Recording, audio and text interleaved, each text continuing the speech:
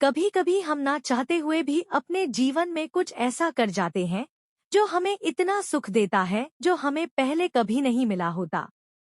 मेरे साथ में कुछ ऐसा ही हुआ। उसे बार गर्मियों की छुट्टियों में मैंने मायके जाने का प्रोग्राम बनाया और वहां मुझे कुछ ऐसा आनंद मिला जो मैं पहले कभी नहीं पाई थी। मेरा नाम पूजा है। मैं 28 साल की हूँ। मेरी शादी को 3 साल हुए हैं। मैं अपने हस्बैंड के साथ सिटी में रहती हूँ। मेरे हस्बैंड बहुत अच्छे हैं। वे मेरी हर बात मानते हैं। वे एक प्राइवेट नौकरी करते हैं। शादी से पहले ही मेरी सुंदरता के चर्चे बहुत दूर दूर तक थे, क्योंकि मैं बहुत सुंदर हूँ। मैं हमेशा सज धज कर रहती हूँ। मैं ज्यादातर सूट पहनती हूँ और कभी कभी साड़ी भी पहन लेती हूँ। जब मैं कभी मार्केट या कभी शॉपिंग करने के लिए बाहर निकलती हूँ तो मेरा विशालकाय पर्वतों के समान पिछवाड़ा ताकने के लिए लोगों की लाइन लग जाती है। मेरे हस्बैंड मेरी हर बात मानते हैं और जो मैं कहती हूँ उसे करते हैं। एक दिन हस्बैंड ने मुझे बताया कि अगले हफ्ते उनका कोई कजिन किसी काम से हमारे शहर में एक हफ्ते के लिए आ रहा था। तो उन्होंने मुझसे कहा कि वह एक हफ्ते हमारे घर पर ही रुकेगा। मैंने कहा यह तो बहुत अच्छी बात है। बहुत दिन से कोई मेहमान हमारे घर आया भी नहीं है और मेहमान भगवान का रूप होता है। उन्होंने कहा मैं तुम्हारे जैसी अच्छी सोच वाली बीवी पाकर धन्य हो गया, जो इतनी अच्छी सोच रखती हो। मैंने कहा यह तो मेरे लिए सौभाग्य की बात है जो मुझे आप पति के रूप में मिले। मैं इसके लिए भगवान का बहुत शुक्रिया अदा करती हूँ। मेरी बात सुनकर वह बहुत खुश हो गए। फिर अगले हफ्ते उनका कजिन आया। वह किसी काम से आया था। उसे देखते ही मैं दंग रह गई। वह बहुत सुंदर और स्मार्ट था।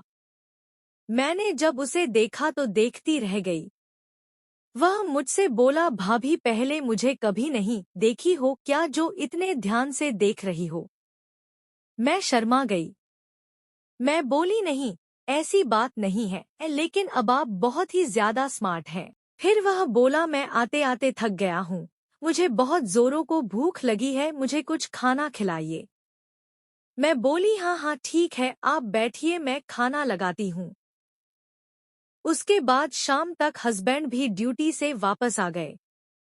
उसके बाद हस्बैंड ने मुझसे कहा कि अब यहाँ एक हफ्ते के लिए मेरा कजिन आ गया है, अगर तुम कहो तो मैं थोड़े दिन के लिए गांव चला जाऊं, वहाँ मुझे कुछ काम है। मैंने बोला ठीक है, यहाँ पर आपका कजिन तो है ही, किसी चीज की कोई समस्या होगी नहीं, आप जाइए अपने गांव घूम आइए। उसके बाद वह अगले दिन गांव के लिए चले गए। शाम को जब कजिन अपना काम करके वापस आया तो उसने मुझसे कहा भाभी आज मुझे बहुत अच्छा लगा क्योंकि मैं पहली बार इस शहर में आया हूँ।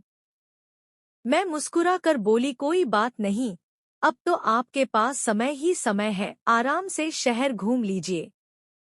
फिर उसने कहा मुझे यहाँ के बारे में कुछ पता नहीं है, कल आप मेरे साथ चलिए और मुझे शहर घुमा दीजिए। मैं मुस्कुराई और बोली ठीक है, मैं कल तुम्हें शहर घुमाती हूँ। उसके बाद हम लोग अगले दिन घूमने गए। हमने ढेर सारी शॉपिंग की और मैंने उसे शहर घुमाया। शाम को हम जब लौटकर वापस आए तो उसने कहा भाभी आप सच में बहुत खूबसूरत हो, मेरा कजिन कितना किस्मत वाला है जो उसे आप जैसी सुंदर खूबसूरत और अच्छी पत्नी मिली है। मैं शर्मा गई और बोली ऐसी बात नहीं है, आप भी बहुत अच्छे हो। फिर वह बोला नहीं, आज आपके साथ दिन भर रहकर मुझे महसूस हुआ कि आप बहुत अच्छे स्वभाव की हो और ऊपर से ही नहीं, आप अंदर से भी बहुत अच्छी हो। फिर मैं मुस्कुराई और उससे बोली मैं अंदर से कैसे अच्छी हूँ? अंदर से तुमने कब देख लिया? फिर वह समझ गया और मुस्कुराया, बोला देख तो नहीं लिया लेकिन देखने वाला हूँ। मैं कुछ नहीं बोली और हल्के से मुस्कुरा दी। फिर उसने मुझे उस दिन उस सुख का एहसास कराया जिसका आधा भी मेरे पतिदेव मुझे नहीं करवा पाए थे। मैं एकदम आनंदित हो उठी, मुझे इतना आनंद मिला कि मैं एकदम तृप्त हो गई। उसके बाद तो हस्बैंड के वापस आने तक मैं कई बार आनंदित होती रही। आज भी जब मैं उन दिनों को याद करती हूँ तो खुश हो जाती हूँ।